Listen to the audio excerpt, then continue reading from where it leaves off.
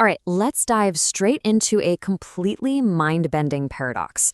We're looking at a civilization that literally built the very concept of empire and was then almost entirely wiped from human memory. Welcome to this explainer. Today, we're unpacking the fascinating, terrifying, and brilliant story of Assyria. We're talking about a state that invented heavy cavalry, created the first provincial systems, and actually built the first known library in human history.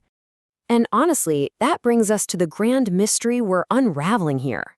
How do the original architects of state highways, professional standing armies, and massive siege towers just vanish beneath the hills of northern Iraq? How does an empire that laid the blueprint for everything from ancient Rome to the modern world get so completely forgotten? Well, to really wrap your head around the scale of this erasure, just take a look at this number, 2,500. For 25 centuries, local populations literally walked right over the rolling hills that buried the ruins of massive Assyrian royal palaces, having absolutely no clue what was right beneath their feet. The powers that finally defeated Assyria didn't just win a war. They methodically scrubbed its very name from the earth. Which brings us to Section 1, the Erased Empire. From a humble trading hub to divine conquest. So picture this. When the massive Bronze Age collapse wiped out most major civilizations around 1200 BC, Assyria somehow managed to survive. When the dust finally settled, they found themselves completely surrounded by brand new kingdoms. But Assyria had an ace up its sleeve. They had vast archives of clay tablets bearing 300-year-old trade treaties. And to the Assyrians, these weren't just expired business contracts. No, they were sacred covenants. They would literally march up to a foreign city, pull out these ancient clay tablets, and declare that by not paying tribute, these new generations weren't just breaking a treaty, they were committing a blasphemy that absolutely demanded conquest. Now, you might be wondering, how do you justify that kind of relentless warfare? It all tracks back to their supreme deity Ashur. And here's the catch. Ashur wasn't actually a god of war. He was the god of order and justice, closely tied to the sun. The logic went like this. The sun casts light, light reveals the truth demands justice, and justice demands strict punishment for anyone who breaks the divine order. This chain of logic turned to their brutal military campaigns, which, by the way, they recorded with incredibly cold bureaucratic detail, into a sacred, totally unavoidable duty. Okay, moving on to Section 2, Forging the War Machine. Camels, horses, and absolute power. To actually execute these massive campaigns, the Assyrians had to revolutionize warfare. First, they domesticated the camel so they could stretch their supply lines across the brutal deserts. Then, they completely revolutionized how we use the horse. Early on, they started as dragoons, basically riding to the battle, then dismounting to shoot. Later, they became archers firing directly from horseback. Actually, this is right around the time they invented pants. Why? Well, imagine trying to gallop into combat wearing a traditional Mesopotamian skirt. Yeah, completely impractical, right? Finally, they developed the first real heavy shock cavalry, with mounted warriors charging in and striking downward with long spears. It was a total game changer. And when you combine that cavalry with massive siege engines and battering rams, you get the first professional standing army in history. And it reached a staggering size, 200,000 men. The logistics required to feed a machine like this are just mind-boggling. Historical records show that one single border arsenal required roughly 93,000 pounds of barley and 77,000 pounds of fodder. That is 170,000 pounds of food being consumed every single day for just one base. Let's dive into Section 3, the Imperial Blueprint, Tiglath-Pileser III's ingenious system for managing space. So what do you do after you conquer all that territory? Well, King Tiglath-Pileser III brilliantly categorized conquered cities to keep his expanding empire in check. If a city was loyal, great. They kept their local king, they just had to pay tribute.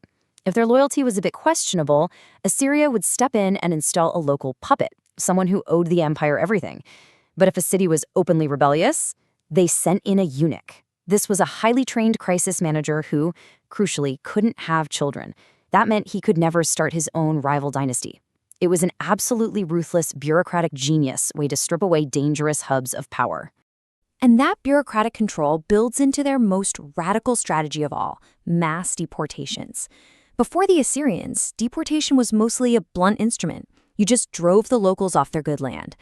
But the Assyrian method was totally different and honestly a lot more insidious.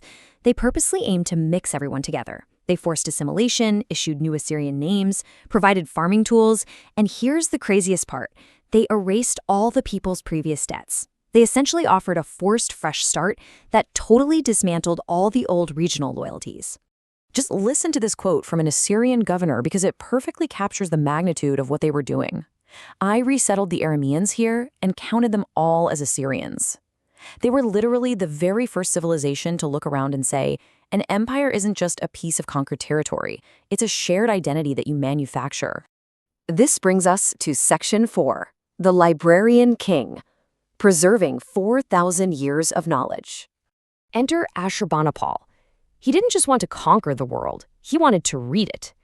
He was intensely proud of his ability to read obscure ancient Sumerian texts, and his dedication to his library bordered on the fanatical.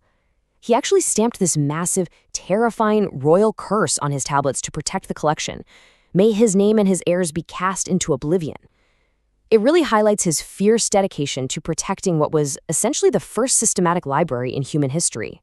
And because of this one king's obsession, we have a remarkable survival rate. 30,000. That is how many clay tablets made it to the present day. And the ultimate irony here, clay is an incredibly resilient storage medium if it gets hot enough. When the empire finally collapsed and invading enemies burned Ashurbanipal's grand palace to the ground, the intense fires actually baked those soft clay tablets into hard terracotta. They were perfectly preserved underground for thousands of years. The fire that was meant to destroy them is exactly what saved the Epic of Gilgamesh, early medical texts, and thousands of years of Babylonian history. But we really have to pause and look at the extreme paradox of this ruler. On one hand, he's the ultimate scholar, carefully preserving human knowledge. On the other hand, a complete butcher. There's an actual relief from his palace that shows him reclining on plush cushions in a beautiful garden, sipping wine, listening to the birds, while the severed head of the king of Elam is literally hanging from a tree branch right next to him. This is a guy who kept captive kings chained in dog cages at the gates of Nineveh, forcing them to grind up the bones of their own ancestors. And that brutality leads us directly into Section 5, Vengeance and Ruin. The blueprint turns on its creators. You see, when you build a state on centuries of terror and cruelty, you're going to brew a terrifying amount of hatred. And when the collapse came, it came fast. As soon as a group called the Medes attacked from the eastern mountains, Babylon, which had despised the Assyrians for 300 years, saw their chance. They instantly rebelled and struck an alliance with the Medes. By 612 BC, the great capital of Nineveh fell after a brutal siege. And the victors didn't just want to take over Assyria. They wanted to erase it from existence. 3 centuries of Assyrian fear tactics turned into 3 decades of absolute methodical vengeance. Cities were completely leveled to rubble, royal tombs were smashed open, and the great temples were destroyed. Finally, we reach Section 6, Rediscovery and Legacy. Empires fall, but ideas do not. Fast forward to the 1840s. The empire has been forgotten for millennia. An English lawyer named Henry Laird heads out into the desert sands near Mosul with nothing but a rifle and about 60 pounds in his pocket. He hires 6 local Bedouins, points to a massive, strange-looking hill, and says, "Let's dig." Literally within 24 hours of breaking ground, they uncover the massive stone walls of 2 erased royal palaces. Laird had accidentally stumbled right into the world's forgotten architects.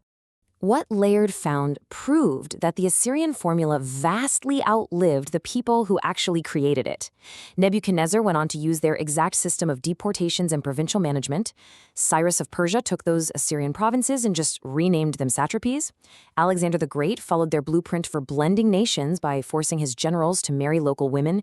Even the way Rome managed its provinces, and honestly the very concept of the American melting pot, creating a brand new shared identity out of many, they are all direct echoes of calculated decisions made by Assyrian kings 3,000 years ago. Which brings us to a stark and really tragic modern parallel.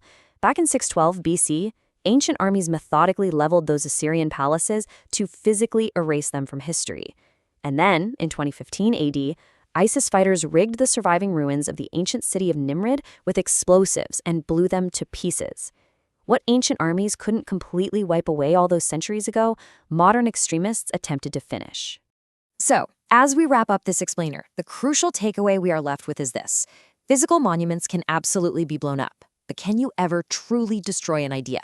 Cities are eventually turned to dust, but those 30,000 clay tablets sitting safely in the British Museum today prove that the Assyrian kings were actually pretty small compared to the concepts they invented. Their physical empire was completely erased from the map, but the